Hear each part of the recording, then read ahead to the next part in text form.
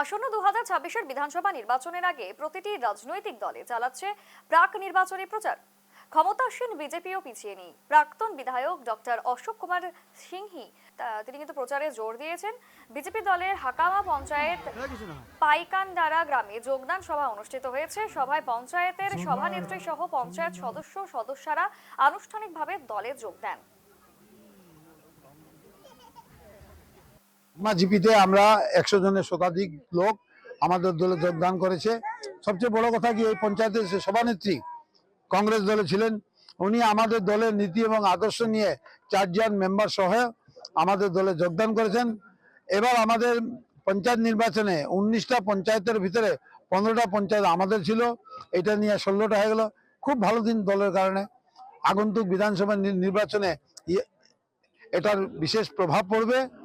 আর এবার আমি দেখেছি বিশেষ করে দেশি অঞ্চলে আমাদের বিজেপির প্রতি মানুষ আকৃষ্ট হয়েছেন। নিশ্চয়ই এবার আমরা সংখ্যালঘুর ভোটের সংখ্যা ডাবল 3 ডাবল হয়ে যাবে। এছাড়া নিয়ে আপনার বিরুদ্ধে একটা আন্দোলন চলছে, কি বলবেন? আন্দোলন করার কাম আন্দোলন করবে, যাদের কাজ করার কাম কাজ করবে। আমরা কাজ করার লোক,